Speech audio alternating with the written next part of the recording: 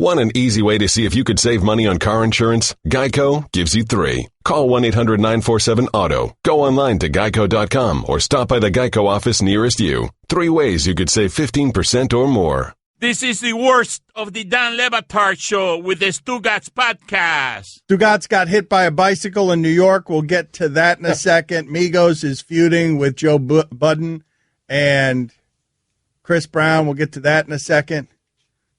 Cody Bellinger doesn't know who Jerry Seinfeld is. Cody Bellinger, the guy who's got like 25 home runs, the rookie for the Dodgers, was on with Scott Van Pelt. Brandon McCarthy had a good tweet. Brandon McCarthy is an excellent baseball player on Twitter, and he writes, "It's ridiculous, but when I start against the Mets, I'm very aware that Jerry Seinfeld's mood is in my hands because Seinfeld is such a Mets fan." And so Scott Van Pelt asked Cody Bellinger about Seinfeld. Let's listen to that sound here. So do you know who Jerry Seinfeld is? I'm not going to lie to you. I know the name, but I couldn't put a face to the name. Yeah, I don't know. I don't really know what he. That's incredible. I don't really know what he does, man. I'm sorry. No, you don't have to apologize for anything. It's just like he was kind of a popular guy that had a real popular TV show, and it's just a reminder that there's some younger dudes, and you're one of them. So, that's who he was. Yeah. He had a TV show.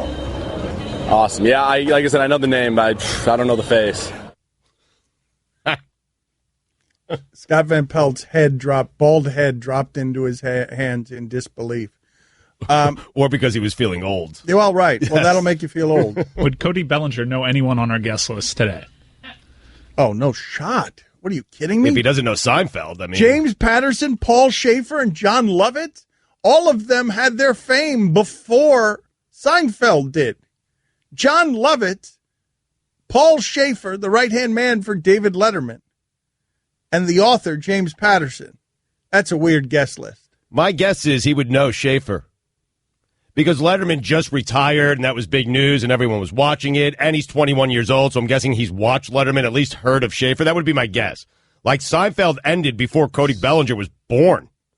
I think if it's anybody, it's Jon Lovitz. Yeah. Because he's maybe seen, like, The Wedding Singer, but he still probably doesn't know that Jon Lovitz is the creepy guy that just puts his face behind the curtain. Allison, can you go ahead and call the Dodgers? Reaping the benefits. And get an answer to our questions? Just have them go to Cody Bellinger and ask him. It doesn't matter whether the answer is today or a month from now, whether he knows anyone on our guest list today. James Patterson, Paul Shaffer, Jon Lovitz. The young people are going to get mad in general. These are the worst days for the young people because they're ignorant stores and they get really mad at us because we're talking to people they don't know. This is actually a pretty perfect setup for us to play a sound that we collected while you were in the Baltic Sea. This is courtesy of Tommy McFly because Jerry Seinfeld sometimes doesn't know who people are. And he didn't know who Kesha was. It's hard to just sleep when you're tired because people are tired most of the time. I love you so much. Oh, thanks. Can I give you a hug? No, thanks. Please? No, thanks. A little one. Yeah, no, thanks. Oh.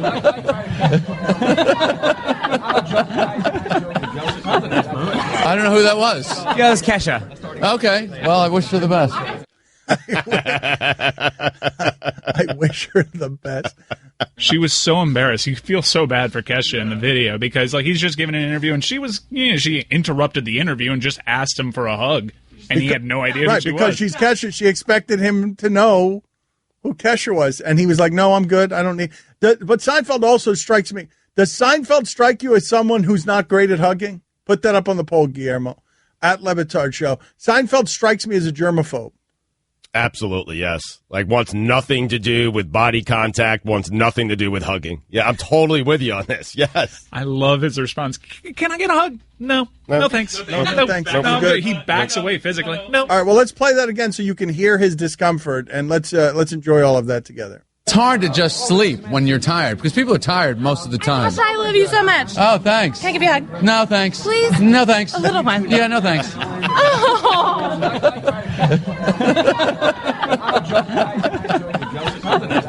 I don't know who that was. Yeah, that's Kesha. Okay. Well, I wish her the best. Wish her the best not hugging me. Who in sports looks like that? Who in sports looks like they would be uncomfortable with you hugging them? Because there's a neuroses there, right? With Seinfeld. Give me somebody in sports who looks like that. Before we do that, though, I saw a movie last night. This has never happened to me before. Never. Bill Belichick. Bill Belichick strikes you as a bad hugger? I don't know. No, someone tries to hug him and he steps away. What are you doing? I don't know. I'm not certain about that one. Have you guys seen Buried? Is that the Ryan Reynolds movie? Yes. Where he's buried? Yes. No, I haven't. It's uncomfortable. This has never happened to me before. I had to stop watching a movie that was creating all the desired effects because I'm spending an hour in a coffin with a guy trapped in a coffin, being tortured, being extorted, and he's buried. And I got so claustrophobic watching it that I had to stop watching the movie. I was enjoying how little I was not enjoying it because I was squirming the entire time I was watching the movie. It had exactly the desired effect, which is make the audience feel claustrophobic. The movie couldn't have cost very much to make because the budget had to be tiny because the whole thing is Ryan Reynolds. The scene never left the coffin for an hour. There was a movie called The Vanishing. I think Jeff Bridges was in it way back. Now, I'm not saying it was this, but I couldn't get through that movie. No, but Stugotz, someone was buried alive. That right? was Kiefer Sutherland. Yeah. And it was much easier to watch than this because there were scenes outside of the coffin. Conflicting reports on the budget. I see Wikipedia says $2 million. I Googled it. It said $3 million. Box office raked in $21.3 million, according to Wikipedia. It's a good movie, but I've never had this happen to me before. Where what the director and what the actor were trying to create absolutely reached me. And I understand why that movie didn't do better, even though it has Ryan Reynolds in it, Mike. Who wants to sit there and feel like that for an hour and a half? Right, this wasn't peak Ryan Reynolds. This was when he was still trying to find his way. Like Ryan Reynolds now, after Deadpool, is a completely different actor in terms of stature. Yeah. But that's, even though it didn't do great in the box office, I understand, like, it still made $19 million. I mean, it couldn't have cost very much to make. Yeah, no, it was a good investment on their part. Does John Lackey look like he hates hugs? Yes. Oh, yeah, good one. John Lackey also looks like the bald guy in Full Metal Jacket. Joe Philbin, former Dolphins coach. That's a good one. Looks hard to hug? Yeah, looks like he also doesn't have much. He looks like a pilgrim. Really? Yeah. Okay. Yeah. How about Saban? I can see him giving Marty Smith a hug. But wait a minute. Are we going to do the same thing here where we just go and summon coaches, a bunch of dictator type of coaches? Because I think most people would argue that Jerry Seinfeld, because he's a creator of laughter, I think a lot of people would argue that Jerry Seinfeld, because he lives in a world of laughter all the time, that might be confused with warmth and then might be confused with somebody who would want to hug you because laughter feels good. How about Bob Huggins? Huggy Bear.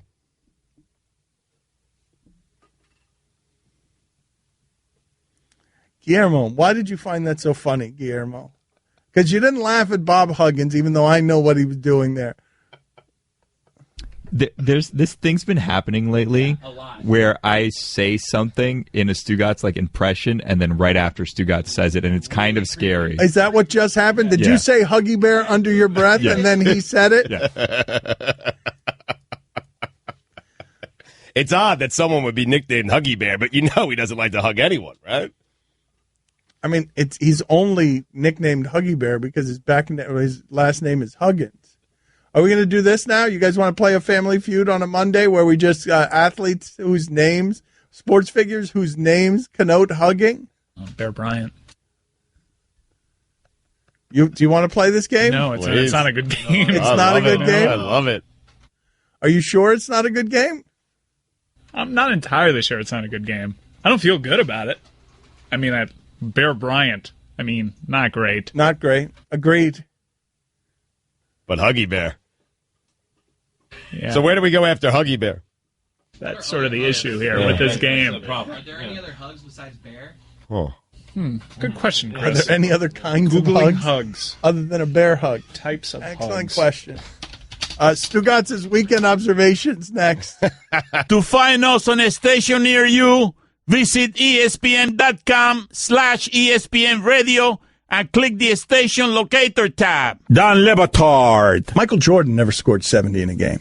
No, but he scored 60-something in a legendary playoff game that they won. Stugotz. They lost. Did they really? They lost, yeah. Wow, breaking news. Yeah. Spoiler alert. This is the Dan Le Batard Show with the Stugotz on ESPN Radio. You guys are funny. You get mad at Kevin Durant for ruining the league, and then I point out to you that you could add Jimmy Butler and Paul George to most teams and not make them as good as the Golden State Warriors, and you get mad at me because you're like, what, Dan? So LeBron should just quit? Eat a fat one. It's weird because I'm detached from this. I can separate. For me, I can separate. Yes, what Kevin Durant has done has harmed the league, and no, it's not Kevin Durant's job to take care of the league. Yeah, but I can't. Most people can't. Okay, but congratulations to you for being able to do it, but most can't. He's ruined the NBA for everyone else. You care about the league, man. You love the NBA. It's not his job. I do love the NBA. It's not his job.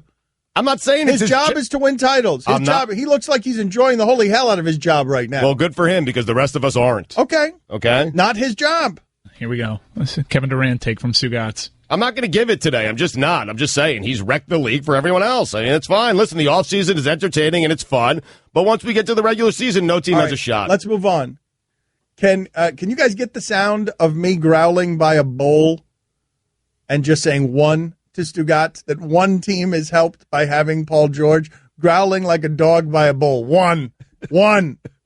Because you were making your point and trying to get it off the ground. I understand what you were doing, and I did it sheepishly, by the way, because I was afraid to do it and afraid to get you off your game. Did I say that word right? And I threw in the San Antonio Spurs, and you just barked back at me. One. Have you seen this growing trend of when you win an NBA championship, you wear a really petty hat? Well, LeBron did the petty hat with the Kermit drinking tea, and yesterday I saw a photo of Kevin Durant with a hat that had a cupcake on it, but instead of a cherry on top of the cupcake, it was a championship ring. Get over yourself. Seriously.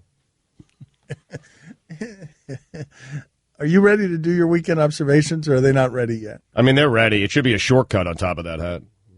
Seriously. He should just have a hat with a shortcut on it? Yeah. The back of his jersey should read shortcut. That's his new name, by the way. Shortcut. The back of his jersey should read cut. C-U-T. I mean, who does this guy think he is, man? Seriously, Kevin Durant. It's unbelievable. I mean, he's wrecked the league for everyone else because he didn't have good enough teammates in Oklahoma City because Russell Westbrook's not any good. I mean, LeBron James would have won 10 championships with Russell Westbrook and never would have left Cleveland. And there shouldn't be a ring on top of that hat because in my book, in my personal record books, he doesn't have a ring. And he doesn't have a championship, and he doesn't have a finals MVP. In my personal record book, he's still playing with Oklahoma City. Should just be a cupcake. Seriously. And stop reminding us that you were a big part of winning the championship. Jeez, we get it already. And you weren't. Because that same team, well, he wasn't. I mean, that same team without you won a championship already. That's the point. That's the point, KD. The same team without you. With Harrison Barnes and Andrew Bogut, they won a title, and they would have won a second at Draymond Green not kicked out of the NBA Finals. And now I think Draymond Green did that purposely because he exchanged one title for 7 or 8 in a row. That's a smart move by Draymond Green, if indeed he did that purposely. But Kevin Durant, you leaving Oklahoma City, not a smart move. Dumb move. Because no one will ever look at you the way they look at Michael Jordan. No one. No one. Not even LeBron James. Took a shortcut, man. People don't like people who take shortcuts. They don't like it. I'm telling you. They like other people. Like if I am driving through my town, my hometown, and I say, hey, here's a great shortcut, and the drive was going to take 8 minutes, but instead I'm going to get you there in 4, that they like. But they don't like it with their athletes. They're held to a higher standard, and they should be. You want to know why? This is competition. Don't join the team that you couldn't beat. Stay there and build a team that could beat the team you couldn't beat. It's a bad job by KD. Cupcake. I mean, I do think you should be calling him. Shouldn't you be calling him Cutcake? Cutcake. That's better.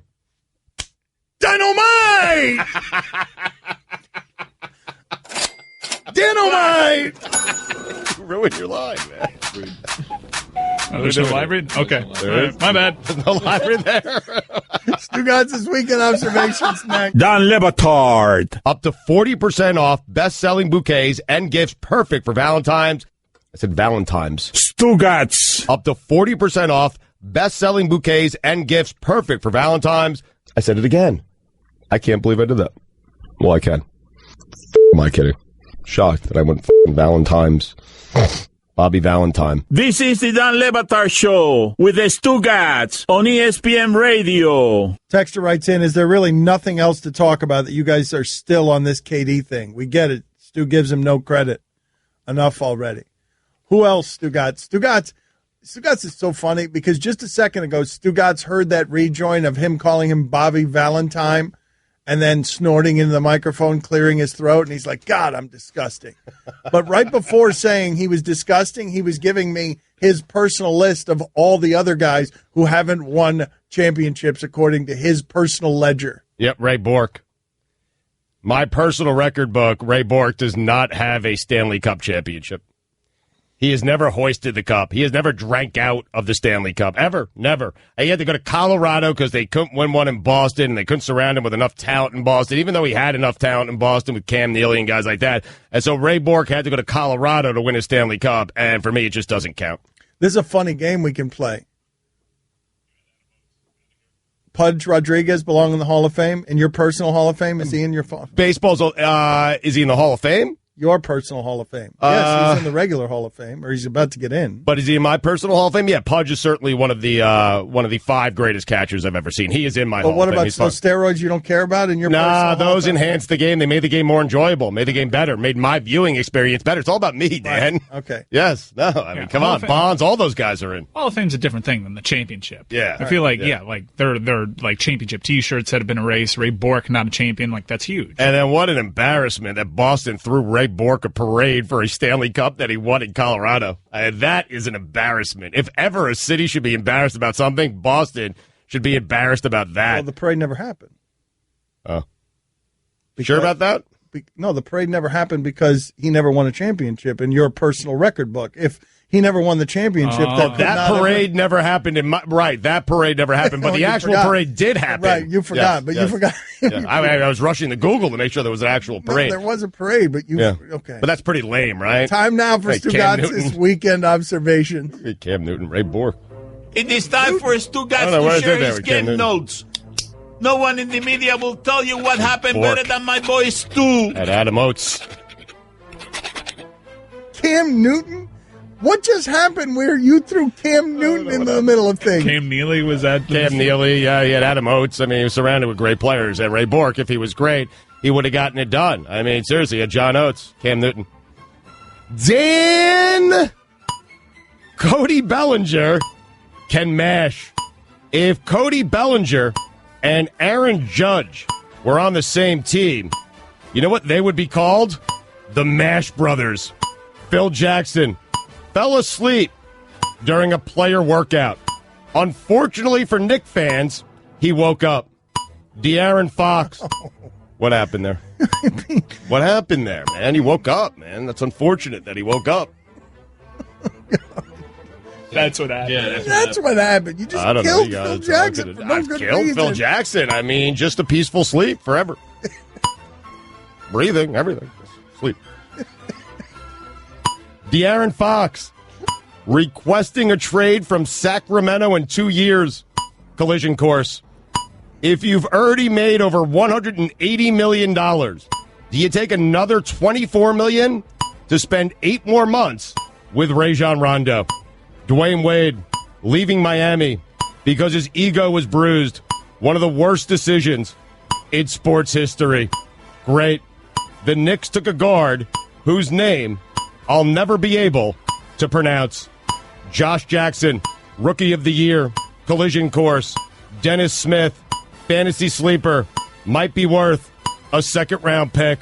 Flyer, Lonzo Ball, and Brandon Ingram have exactly 1 season to prove they are worthy of LeBron James. Jimmy Butler, reunited with Tom Thibodeau, Jimmy Butler, wind sprints, collision course. Rubio, Wiggins, Butler, and Towns. Can that compete with Golden State? Ricky Rubio. No. And yeah, I think they can. I actually think it's the second best foursome in the NBA. When Ricky Rubio is your fourth best player, you have a team that can challenge Golden State. Watch out for Minnesota, the T-Wolves. Ricky Rubio and Andrew Wiggins should spend every second of this offseason shooting threes. Jason Tatum, it factor. Jimmy Butler, 6-hour practices, collision course. The Dead and Company, the greatest group of men to play on a baseball field in Flushing, Queens since the 86 Mets. It's an annual tradition, unlike any other. The Dirk Nowitzki opt-out, followed by the Mavs agreeing to pay him less, followed by Mark Cuban surrounding him with no players. Some things are perfect. LeVar Ball guaranteeing Lonzo will lead the Lakers to the playoffs the second he was drafted, after telling GM Rob Pelinka, if you draft my son, I'll get out of the way, is one of those things. LeVar Ball, the Stugotz, is strong in you. Twins, Dodgers, World Series, collision course, the Twinkies. Gotta hand it to Michael Floyd. Guy is original.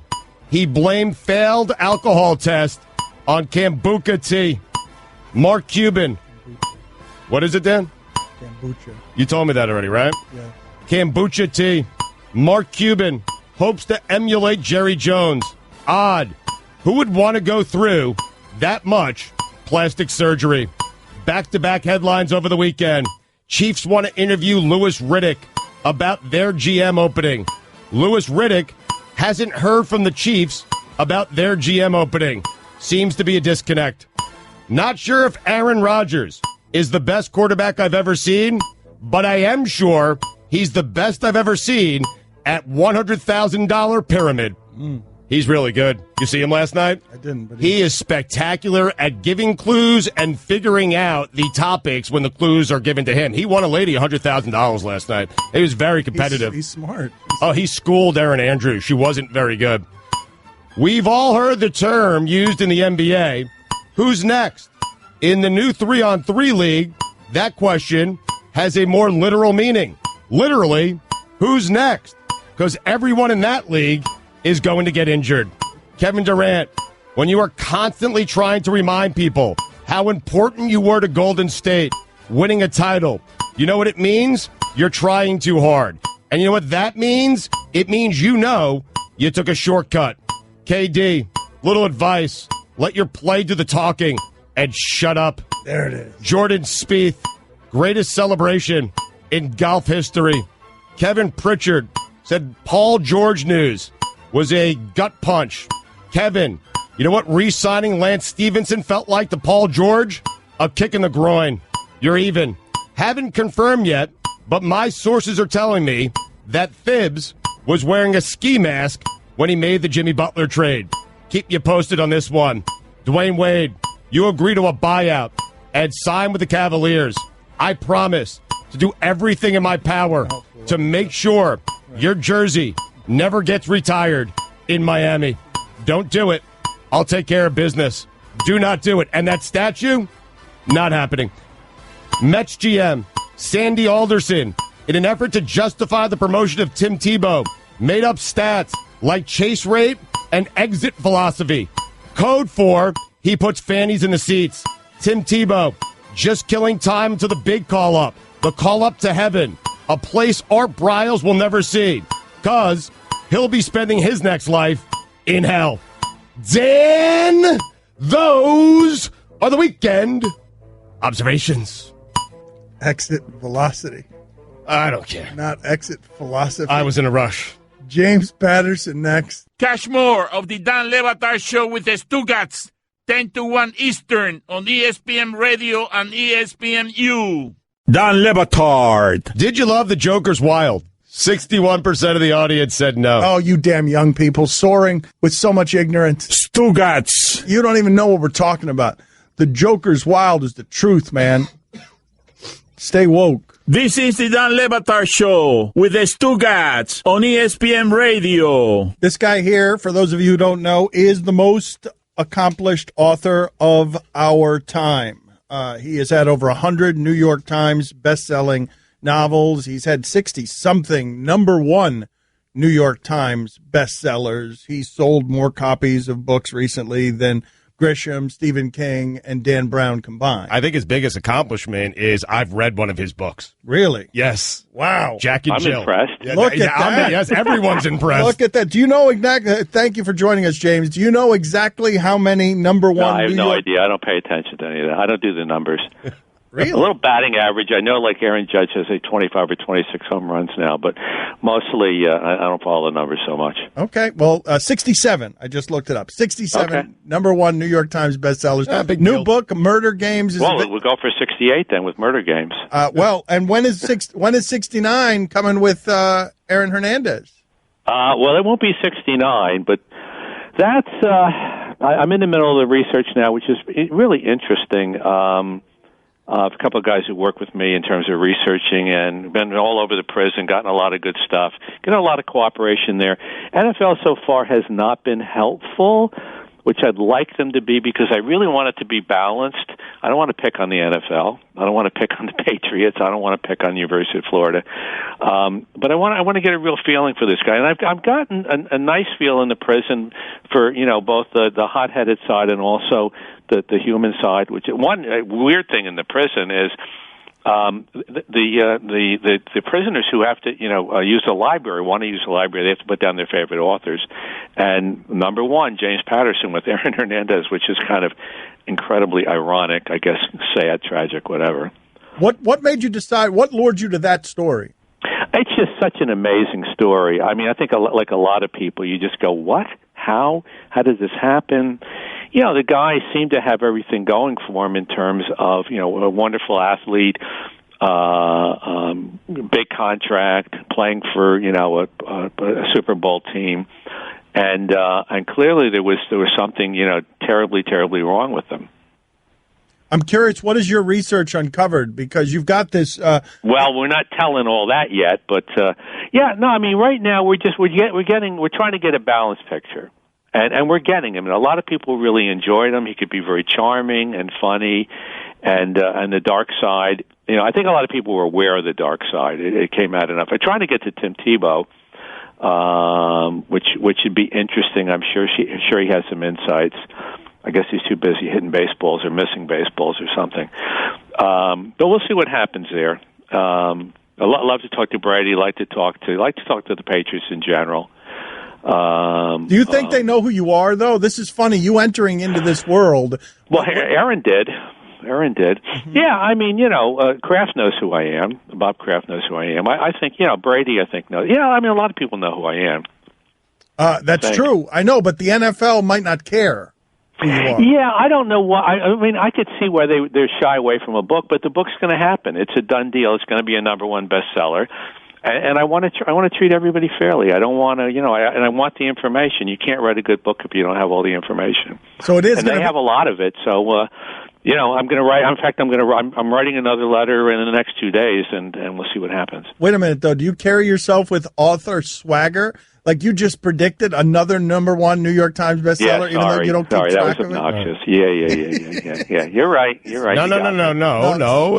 No. That was right. That's the way you should be acting. Speaking James I should. Oh, okay. No, you don't want to take his advice Yes. on these things. I got it. Yeah. Speaking of obnoxious, I understand that your place in Palm Beach is obnoxious. That. Yeah, it's pretty obnoxious. Yeah.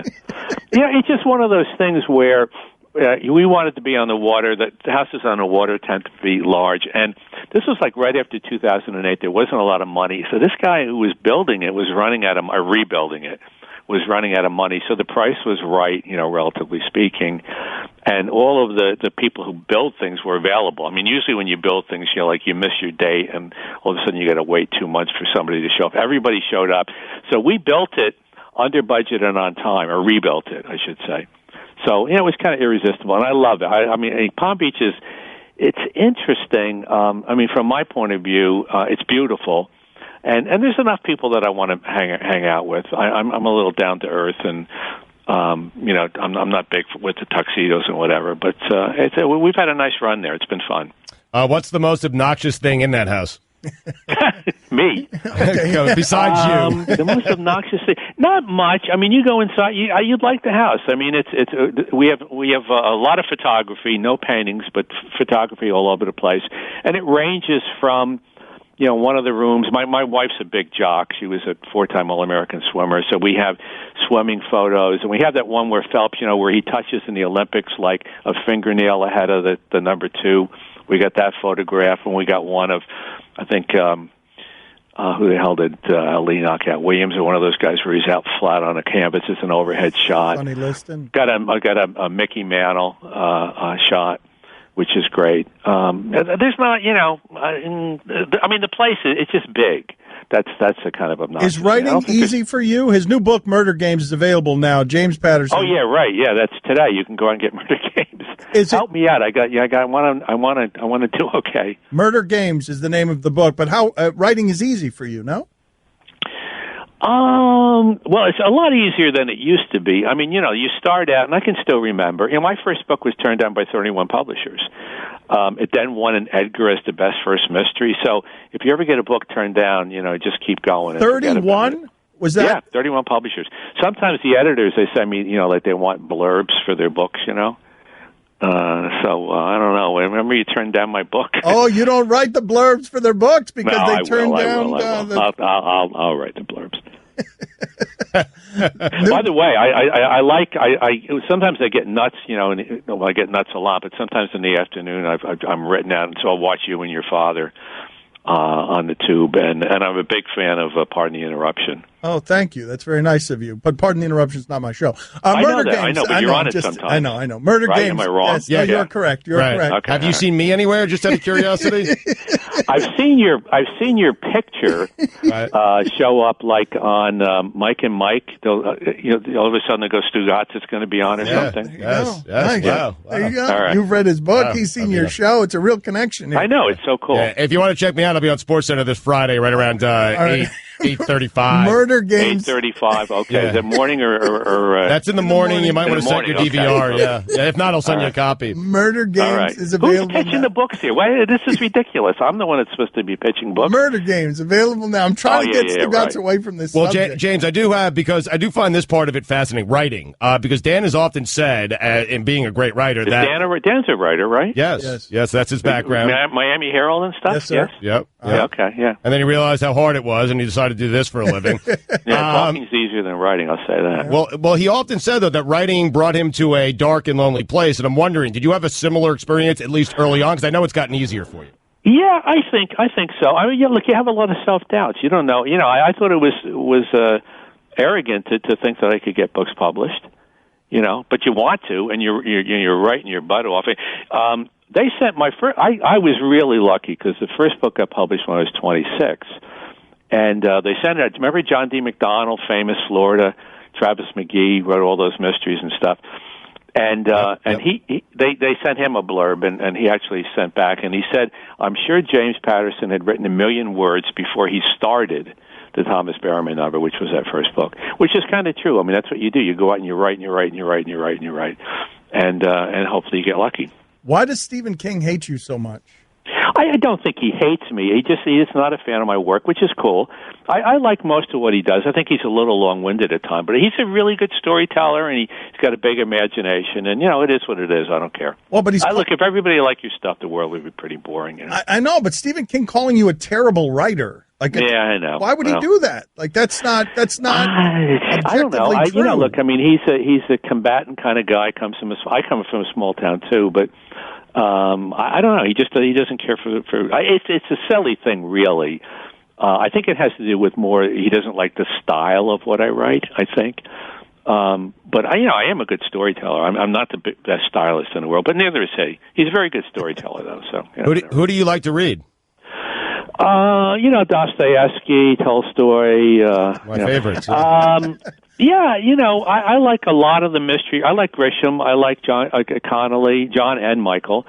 The Jack Reacher stuff I like. John Sanford, I think, is terrific. Right. Are you familiar with Pete Prisco? Oh, get out of here. New book, Murder Games, is available now. James, Pete Prisco. Is he at CBS Sportsline? Get out of here. Sure. James, it was a pleasure talking to you. Nice Thank talking you, to you sir. guys. Thank you. I'll see you and your dad later in the day. Thank you, sir. All right, see you on Friday, bye-bye. James. Don't forget.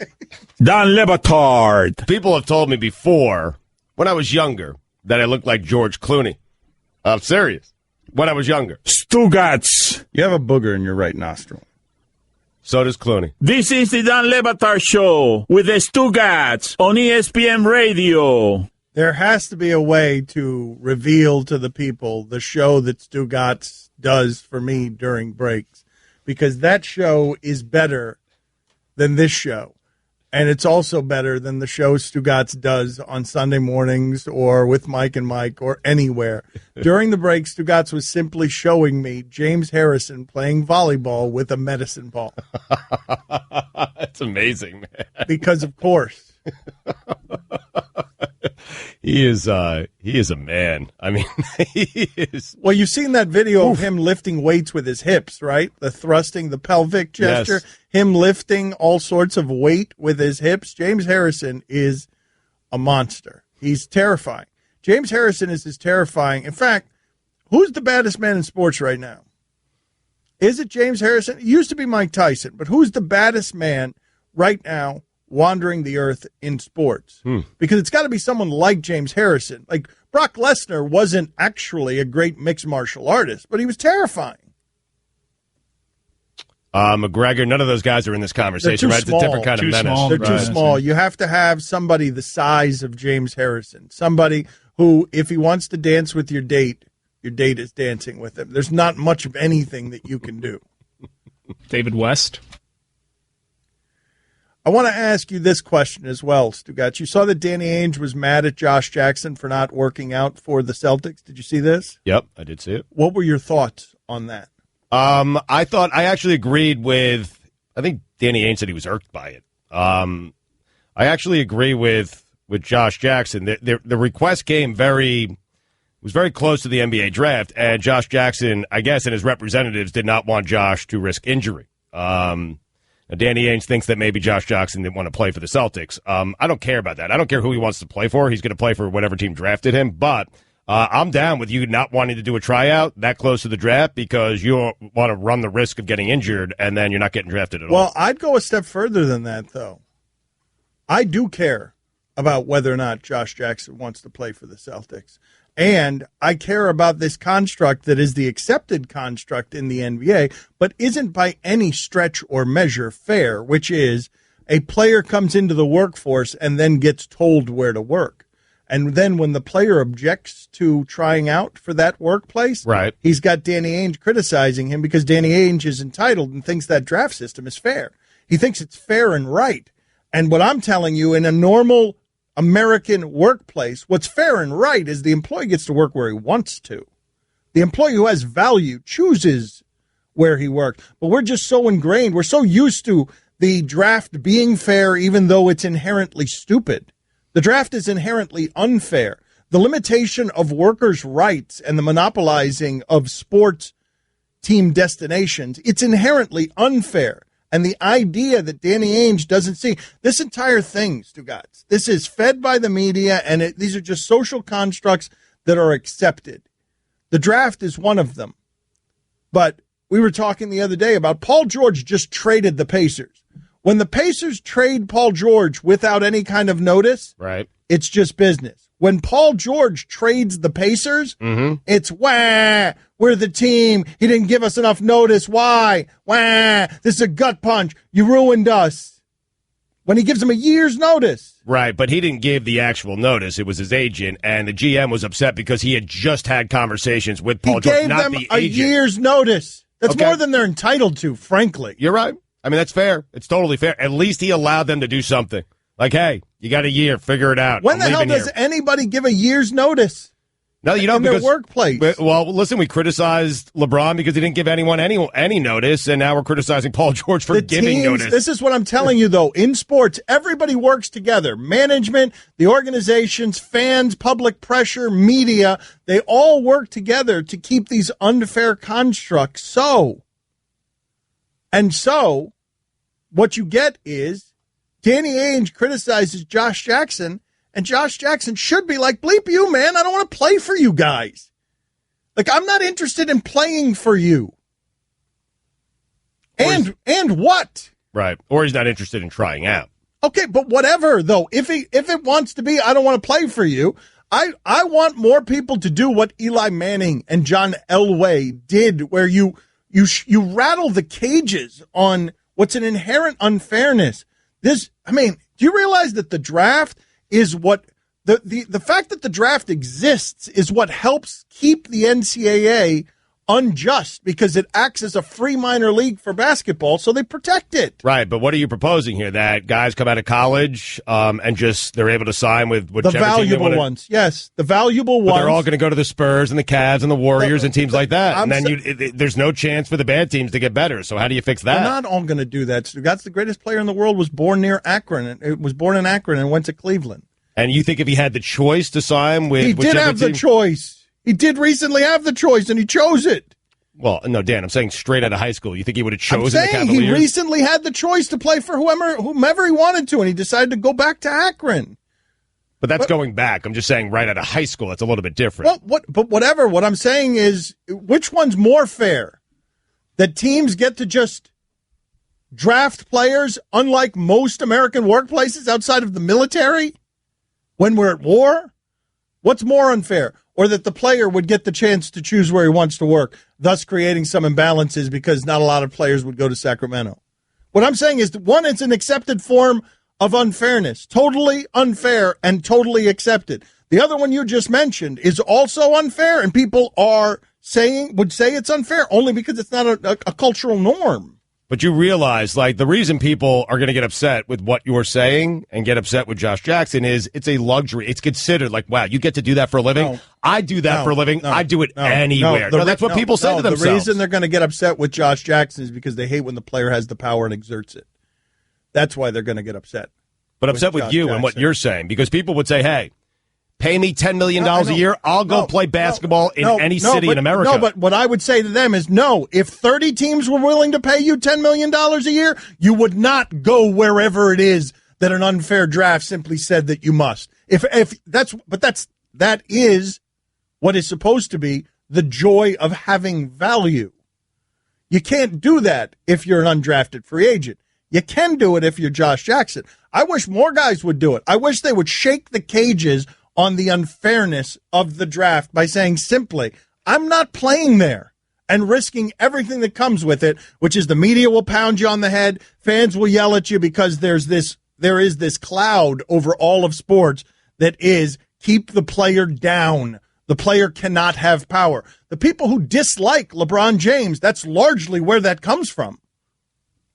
Because what the hell is there to dislike about LeBron James? The people who are mad at Kevin Durant, that's largely where it comes from. Why should he have the power, the influence over how competitive this thing I love is? Dan Le Batard. The bifocal eyeglasses. Stugotz. Marcus Mariota.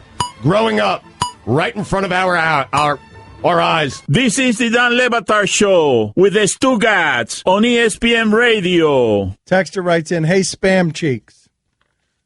Your comparisons are extremely dumb and absent context. Most of us regular folks don't work in an industry that requires the relative health of all the competitive members. If all the undesirable NBA cities don't have an equal shot at players when they come out of college, they will never have a shot at them, and like a third of the teams will be forced to fold. Pompously comparing the NBA to regular business is the kind of low-level insight you get from Spam Cheeks Le Batard.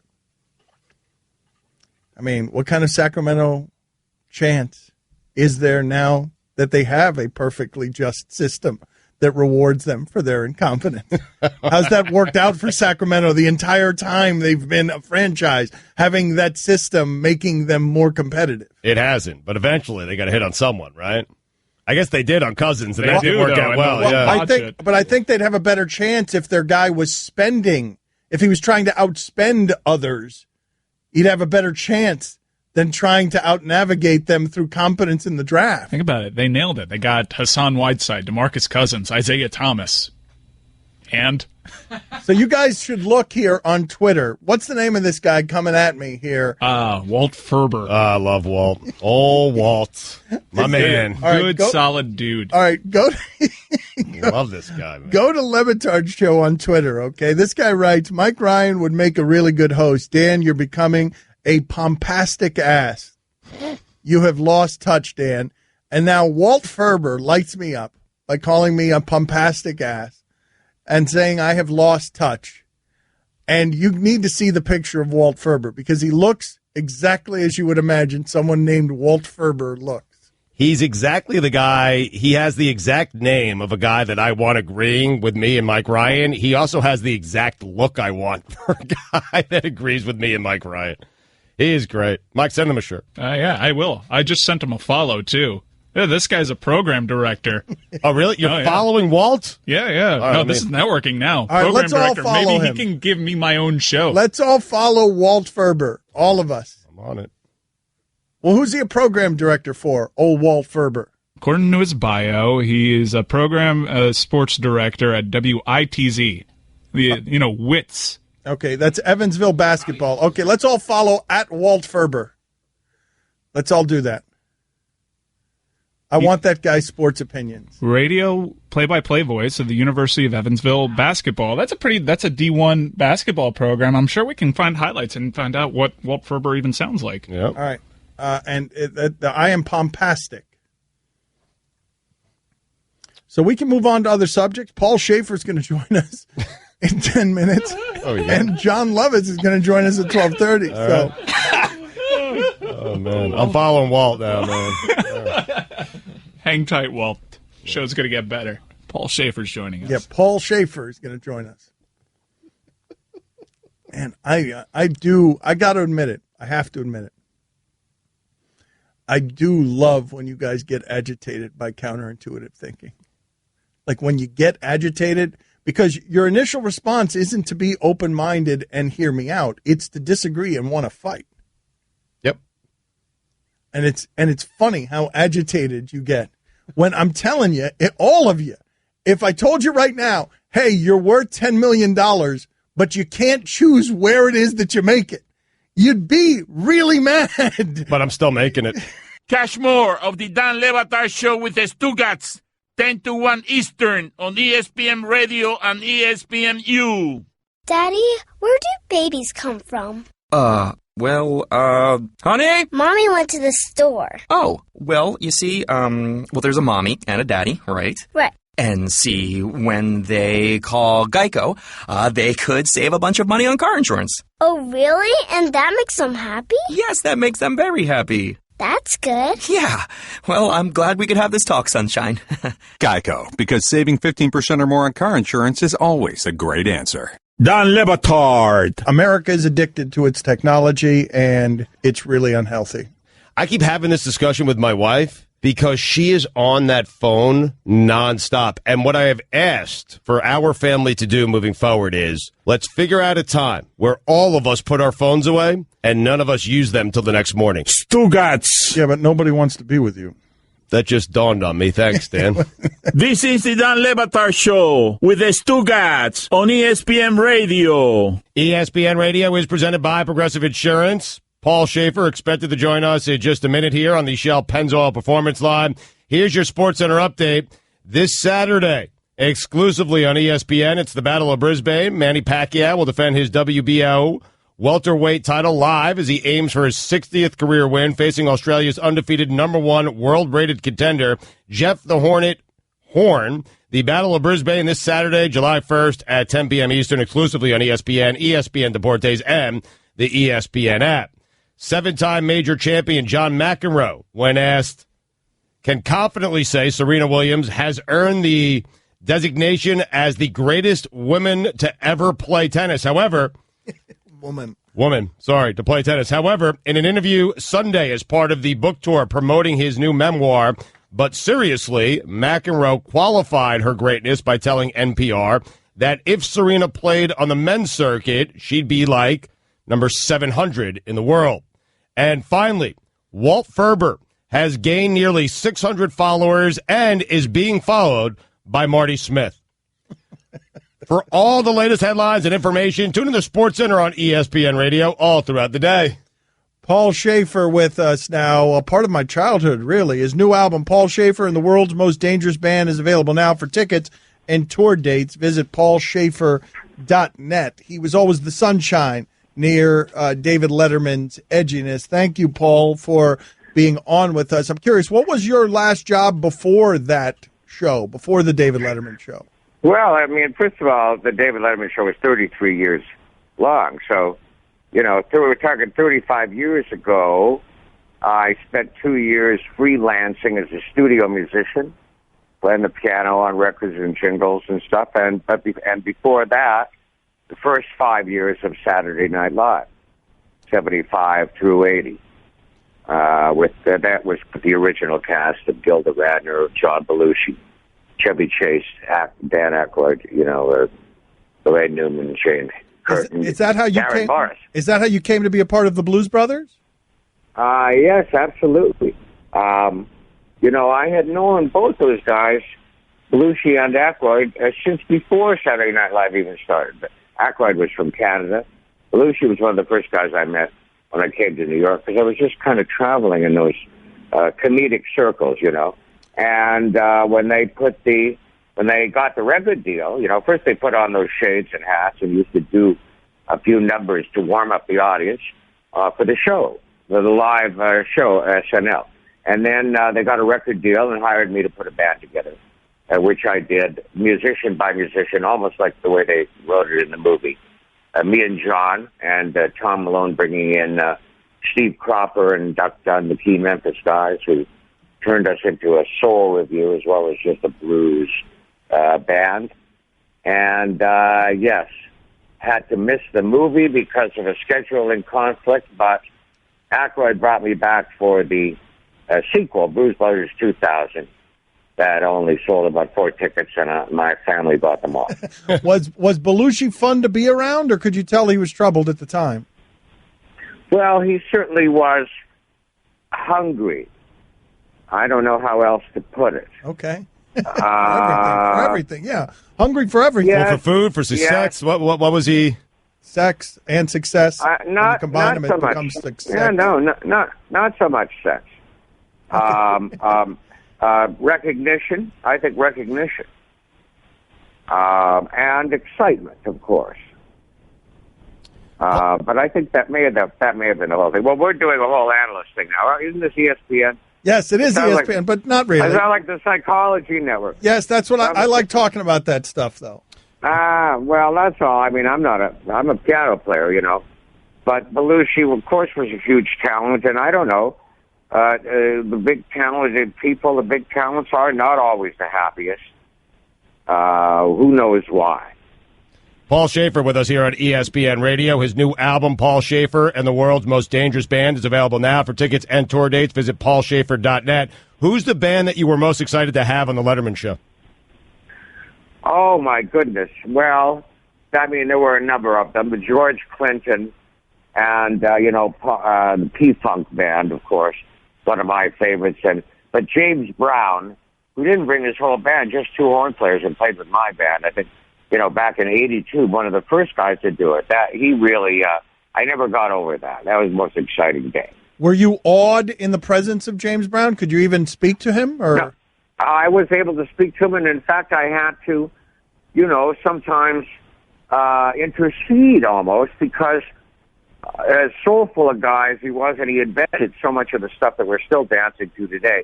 He wasn't, a school musician. I had my New York musicians here, and only so much time to rehearse. He wasn't used to having so little time, When I jumped in, he gave it up to me almost in the rehearsal, and let me work, and we worked very well together. And then he came on many times after that. Every time was like a $1 million music lesson for me.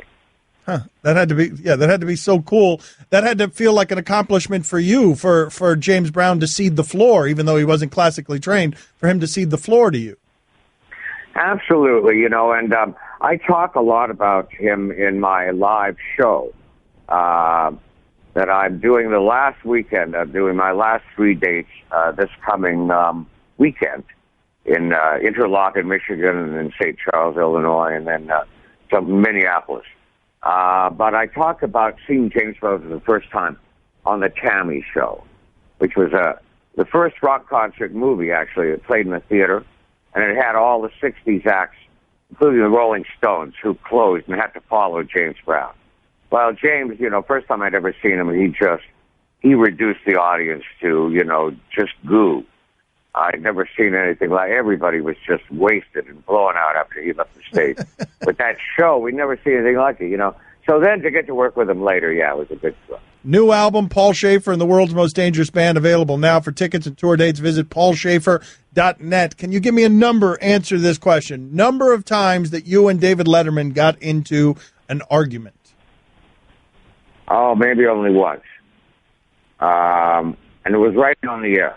That was the amazing thing about Dave. Anything that he had to tell me about, how he wanted me to do the job, he would tell me right on the air. There was no meeting afterwards. But that was the craziness of the show and how real it really was. Talk about reality TV. I mean, it really was. What you saw was what was going on. So what was the argument? And I don't know. Well, one time, it is hilarious, really. Todd Rundgren was going to sit in. Todd Rundgren, one of Dave's favorites. He didn't have any time to rehearse. He had sat in a number of times with us. So I said, well, come anyway, and we'll just play, standards and, Sunshine of Your Love and all the stuff you like to play. And, but we'll have the one I saw, the light, Dave's favorite. We'll make sure we can learn that one. And here we go. Well, Dave was so disappointed that he wasn't hearing all the Todd Rundgren music that he got on my case. And he was, every time we would play, and he would say, well, there they said Paul and band with Todd Rundgren, featuring that great Todd Rundgren song, Sunshine of Your Love, which, of course, was by The Cream. And he was just on the all, and I absolutely lost it on television. It's embarrassing to talk about. But I started yelling at him. It's so great to even think about because you're so docile and kind and gentle and warm. We were a little bit tightly wound, though, I have to admit, during that show. And I look back, we were, you just kind of get wound up and you never unwind because there's always a show that, you're doing daily show. It's just something about, the relentlessness of it. A privilege to get to do it, don't misunderstand. But that, I lost it. I started yelling. This guy came in, anything you want. He used to request all those weird, obscure 90s songs that I would have to learn. You want the Gin Blossoms? You got the Gin Blossoms. But I got to do, I was the craziest rant, too. Afterwards, I thought I was in trouble. I calmed down. I realized, oh, my God, what have I done? And I go up to see Dave, and he says, I don't care what you're doing. He said, you can do anything you want on this show. Don't feel bad about it. And he was the nicest about it, and the producer thought it was hilarious, which I guess it was. So, Well, Dave has to know if he's gotten you upset, he's probably wrong. Dave has to know that if he's gotten Paul Shaffer furious, he's probably in the wrong. Well, you know what? I don't know. His vision of this show was partly, we talk about real things on the show, but it's also just a game. And once I said to him after, he did a joke on me. I said, that was kind of a little after the show. That was a little harsh. And he said, well, don't forget, you can say anything back. So he was really just trying to get me to play along. You kind of only realize it later in retrospect. Paul, I think it goes without saying that you miss doing that show, but what do you miss most about doing that show? Well, I have to say the audience. an absolutely serious answer, to have that kind of audience so that every time you make a little musical joke or something, somebody out there might get it. There's nothing like that feeling, so it was a great privilege to have it. And we had it for 33 years. I mean, we were blessed. We had our share of it. When did it hit you with the most sadness that it was over? I'm not sure, but it did. It was a big adjustment, schedule-wise, and that thing I said about how wound up, just the time it takes you to kind of unwind and realize that you don't have to, that's not necessarily natural to just go in and do that every day. And then not, and then be out on the street before you know it, and then doing it again. But hey, a good 2 years until I realized what a nice accomplishment it really was, and to have completed it is great. And as long as I keep playing music, which also I thought, it's time to slow down and smell the roses. But let me tell you something, Dan. There's no money in smelling the roses.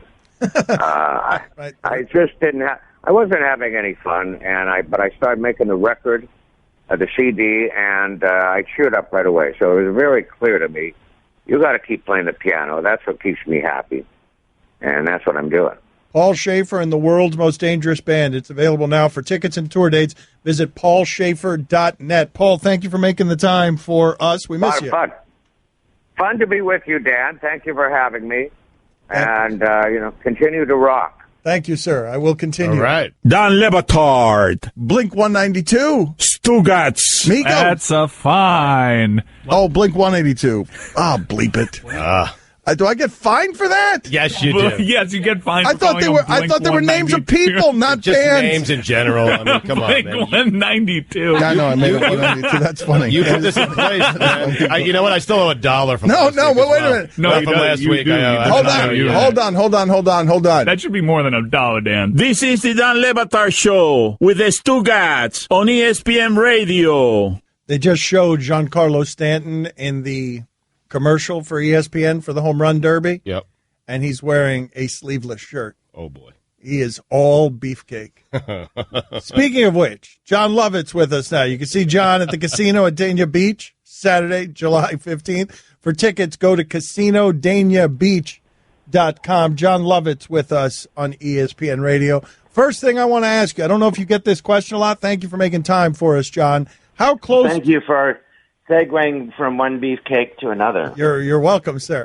How close were you to being Bad Boys? You and Dana Carvey. How close were you to being Will Smith and Martin Lawrence in Bad Boys? Oh, well, it was supposed to be us from the beginning.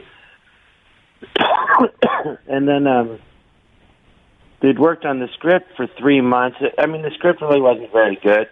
So they worked on it for 3 months. And then the head of the studio said, I don't want to do the thing you've been working on for 3 months. I want to do the original. What do you want to do? So I still wanted to do the movie, but then Dana didn't. So basically it fell apart. And you know what happened? It went over to Disney. It went over to Columbia Pictures. And the president of production said, why don't we do it with Will Smith and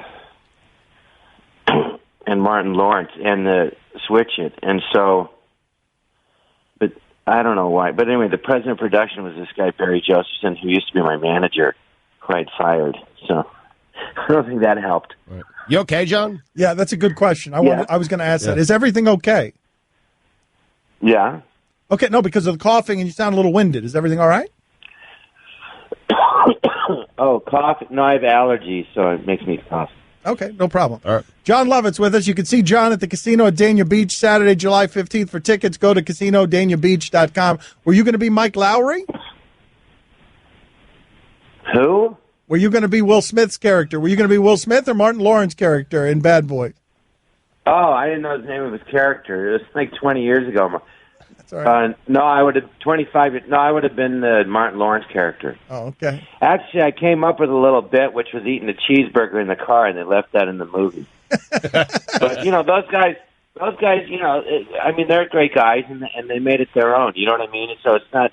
You can't really. It's hard. You can't look at that movie and picture Dana and I because we would have made it our own. You know what I mean? So Right. No, that's true. They made it their own, and I don't know. Things like that happen. If I told Jon Lovitz he had to put together a Mount Rushmore of Saturday Night Live, people in the history of Saturday Night Live, but you can only pick 4 of them. You're only allowed 4. Who are the 4 you're picking? You okay? Well, I always pick. Yes, I'm okay. I always pick the original. Are you okay? The original cast because they created the show. Okay. You sound like you're wheezing. You still smoking? Anyway, I told you I got like the allergies. No, I know. I'm just making sure you're okay. I always pick the original. Yeah, are you okay? Yeah, you okay? You okay? Yeah, I'm all right. How about you? I'm fine. Thanks for your concern. We've never met. Thanks for yours. I've never had anyone I've never met this concerned over me and my health, so I appreciate it. Okay, man, I'm a big fan, man. I'm concerned about you. Thank you. Okay. Well, as long as you're okay. I'm good. You okay? I do appreciate being on the show, and I'm glad you're okay. It's funny, John. No, I'm not okay. Finally. What's the difference? I'm doing the interview, whether I'm okay or not. Right. Who gives a crap? All right. So you're picking. You're picking. You don't care how I'm doing anyway. What the hell are you asking me for? You don't really care. It's so true. You don't even know me. It's so true. He doesn't. I love that he can spot your insincerity. I know. I love that you can spot his insincerity because you're so right, John. He doesn't care at all. He's asking you if you're okay. No, he doesn't. He works with you every day. You think he gives a crap about you? No. As long as you pay him. Right. All right. Yeah. You could be sick. They go, we replaced you with a new guy. He's like, good. They took my check. What are you allergic to? This guy. No, I'm kidding. Stugotz? Same thing as everyone. Dust. You okay? Why are you someplace that's so dusty, John? It's not. It just happens. What do you mean? Watch me on SNL. Watch me on anything. All of a sudden, you'll hear me start coughing. All right. A friend goes, how long have you had that cough? I go, since I'm 19. I go, so you think you should get it looked into? I go, what for? Anyway, you can see. It's not like it's killing me. You can see, John. But the original cast on SNL, they created the show, so I'd say them. Okay, but it's a cop-out answer. It's a cop-out answer. Not really. No, it isn't. I mean, I'm asking you who you believe to be the... Care picks 4 out of 42 years. I think there's been a lot of great people. You know who they are. Lucy Ackland. I mean, a lot of them. All the different cats. Eddie Murphy and Joe Piscopo was great on the show. And then you got, Right, now you're putting 10 people on there. I just wanted 4. I know. It's an impossible question. Did you have a nemesis on Saturday Night Live? Because there are always stories about behind the scenes, people fighting for their work or feeling like they get cut out a little bit. Did you have a nemesis? Anybody you didn't get along with? Well, there was one person, but I don't want to say who it was, but she was very difficult, and other than her, we all got along. But nobody got along with her because she was very difficult. Why was she so difficult? I don't know. That's just how she was. But we couldn't figure it out. Why? She behaved like that. But she was like that from day one. But you know who I was competitive with, but I was also one of my best friends was Dana Carvey. But Dana and I would talk about it out loud. We'd say, we got to talk about this because we're friends, but we're competing for airtime.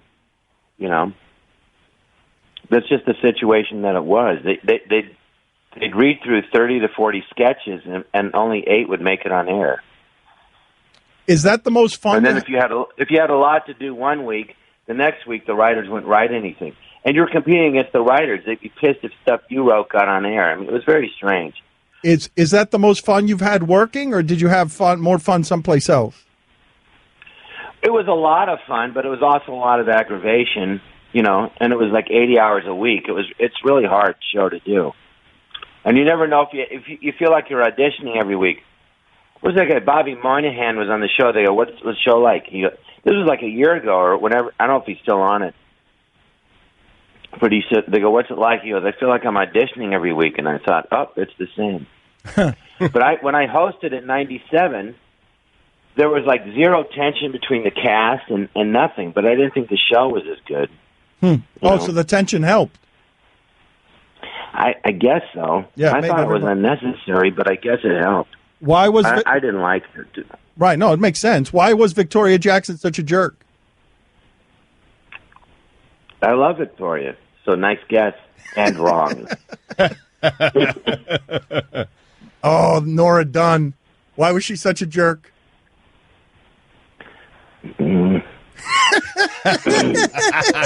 Coughing now. Good. Where's You the okay, dust? John? Get the dust. Get the dust. Find the dust. Just start coughing. I'll just say my grandmother said, if you have anything nice to say about somebody, don't say anything at all. Okay, very good. And then I'd say to my grandmother, what do you think about so-and-so? And she goes, You can see John at the casino at Dania Beach Saturday, July 15th. For tickets, go to CasinoDaniaBeach.com. What happened the time you and Norm Macdonald played tennis? There's a story that he showed up in a leather jacket and jeans. Yeah, I know. He tells that story, and I don't know why he's so into it. Oh, it's a funny visual. It's a funny visual. Him dressed like that. What he left out is that we're playing, and he I play all the time. He never plays, right? But he can get the ball, but he dinks it back, and he has no rhythm. Anyway, when someone just floats every ball, if you're not used to it, you can't get any rhythm, and it's just hard to play.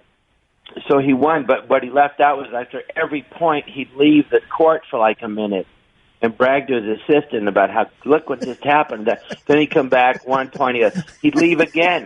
And I go, Norm, do you want to play? And he just kept leaving. It was very frustrating, and so he won. So then I said to my coach, I go, how do you beat a guy like that? It's so frustrating. The ball's just... And my teacher's guy, Alex Olmedo, who's you're into sports. Look him up. He was a champion college player, Wimbledon champion. Rod Laver, Emerson, who won Wimbledon. He's in the Hall of Fame from Peru. Great guy. So he said, just step in and take it early. And I go, could you beat someone like that? He goes, what are you kidding? I'd kill him. So I go, all right, fine. So then we played again, and then I just, I creamed him and I beat him. So and also, I wasn't trying as hard the first set because he was, he's not as good. So I'm just taking it easy. But then he was wearing jeans and a leather jacket. Well, he beat you 6-0 the first time, didn't he? 6-0? No, he wasn't wearing. I don't remember what he was wearing. He didn't beat me 6-0. He's full of crap. That's what he told him. So then we played again, and then I beat him quite easily. And he goes, let's play again. I said, no, I don't play you again. Because when I knew he'd want to play after I beat him, the last time we played, I beat him, and that's that. Give us a good league but of the... He cheats, and he's not fun to play with. Of course. So he tells this story, Right. Give us a good league of their own story. Lovitz! Just back off for a second. Yeah, he's being Lovitz. This is what Lovitz does. I know. This is what he does. Him and Norm, both of them. Give us a good league of their own story. Let's see. I don't know. It was a lot of fun. I don't know any funny story. We're on the farm, and the cow was pregnant and gave birth. The only story is when I tell the cow to shut up because we'd be doing this thing with Lori Petty and I were out we're on a farm in Indiana. It was beautiful, and we'd be doing our scene, and this cow kept mooing in the middle of it. So I would stop. So after the third time, Penny was yelling. We're friends, but she's young. She says, why are you stopping? I go, because the cow keeps interrupting the scene. She says, well, then just tell it to shut up. I'm like, all right, fine. So we do the scene again, and of course it mooed again. So I was just looking bad. So I just yelled at the cow to shut up. That's great. And she left it in. Yes, that's tremendous. You can see Jon Lovitz at the casino at Dania Beach Saturday, July 15th. For tickets, go to casinodaniabeach.com. We really enjoyed that, John. And I'll be okay. The question is, are you two okay? Okay, yes, you'll be okay. He will be okay. He's going to be okay. John, we really enjoyed that. My Thank God, you. are you a doctor? You're going to be okay. No, but you John, should see one. John, you should see one. Go see one of those. Good talking to you, John. Okay. Thank you. Nice talking. All right, get well soon. Don Batard. I met Rob. You met Rob Kardashian. Remember I went to California last year with my family? I was waiting with my daughter outside his house, and he just happened to come out. Did you see Rob or you met Rob? I said hello to Rob. Did he say hello back? No. That's not a meeting. That's not a meeting. Stugotz. And Ken Jeong was at the gym with me. Ken Jeong. He was doing the treadmill. I was doing the elliptical. I only went on the elliptical to try to spark up a conversation with Ken Jeong. That's the only one I believe out of the three. It's the saddest thing I've ever heard. It's true. This is the Don Batard Show with the Stugotz on ESPN Radio. We'll update the polls in a second. Weird guest list today. Delightful guest list. James Patterson, Paul Shaffer, Jon Lovitz. That last hour of radio, really awkward and weird, and welcome to the summer, and I hope it's all summer. I hope that last hour is our entire summer. Yeah. Stugotz was in New York last weekend, got hit by a bicycle. What's the story? It was a couple of days ago. I was walking across, I don't know the last time you've been in New York, and yes, I'm okay. But the last time you've been in New York, where you have these guys who are delivering food on mountain bikes, and they're going as quickly as possible, like 20, 25 miles per hour. And I was walking across the street. My head was buried in my phone, so that's on me. But the guy who was riding the bike, who was delivering food, his head was also buried in his phone. So I was walking across the street to Macy's to meet my wife and kid, and he hit me, and he hit me good. And I went to the ground, and I have a scrape on my elbow that you could see. I have bruises all over my thigh. I have a bruise on the back of my leg near the bottom of my butt. And I think I have cracked ribs. I think I broke a rib. Now, I tried to play it cool because, it's in front of Macy's, nice summer day in New York, and I popped right up off the street and just kind of walked it off. I was very cool. I did ask for the guy's name and number. Well, I'm not certain how this works, man. I'm not certain if I'm entitled to anything. Possible lawsuit. He hit me, man. And my ribs, I'm telling you, I'm going to get an x-ray right after the show. I'm pretty certain I've broken 2 ribs. And that's the story, man. These guys need to slow down. I'm sorry. I don't care that there's a bike path, okay? You need to not the be on road your was phone. built. No. The road was built for cars. Not with a okay? bike path. No, there's a bike path. Oh, give me a break. So what am I supposed to do? How do I get across the street? You got a crosswalk. Which part of this are you not understanding? That's not how you do it in New York City. What do you mean? In New York City, if you're using the crosswalk, you are an amateur. Okay? You just What are you cross doing? right You're- through the middle. you're Yeah, I weave jaywalking? through traffic. I do whatever I got to do to get across the Okay, street. well, it sounds like he might want to sue you. Well, I have the right of way. So, no, because this is a new thing. These bike paths with guys delivering, and they're going at very high speeds, and it's very dangerous, and they got all kinds of bags. And here's what they're doing, Dan. They're looking at their phone because they're looking at directions to get to the place they're going to. Why were you looking at your phone? I was checking a box score. I mean, you deserve to get hit by a car or a bus or train or a bike. You were lucky it was just a bike. I heard an airplane should have taken you out. I'm not joking about the ribs. I haven't been the same since Saturday, and I'm going today to get x-rays, but there were people lined up because it was a nice summer day in front of Macy's, and you could hear the sounds. They were like, ooh, oh, ooh, and then they were laughing at me, and then I decided to be tough guy. I popped right up. I picked up the guy's phone. I handed it to him because I didn't think he realized he dropped it, and then I got his name and his number. And we'll see. I'm going to talk to someone, a lawyer, after the show. Did you lose a flip-flop? No, I did not. Flip-flops intact. That would have been funny. They're intact. I mean, one came off, but I got it. Oh, no. Yeah, I did get it. Yeah, he hit me good, man. I don't want to meet the lawyer who would take Stugotz's claim on this. You were in your phone. Were you using the crosswalk? You reacted to my suggestion that you use the crosswalk as if you'd never heard of the crosswalk. Well, in New York City, that's amateur hour, man. That's not true. It's one of the cities that you need to most adhere to the crosswalk because of how. No, okay, good talk. Nope. crosswalk. It's a waste of time. You're going to walk all the way to the end of the block and then cross the street. Get out of here. Mike, this is what it's going to look like and sound like in hospice. When I'm next to him, staring into his eyes, and he's telling me how in his personal record book, Kevin Durant doesn't have any of his 9 or 10 titles. And I'm pulling, like, I'm hitting the morphine button as hard as I can, and then I just pull out the wires, and I just dynamite! You can listen to the Dan Le Batard Show with the Stugotz 10 to 1 Eastern on ESPN Radio, and you can watch on ESPNU.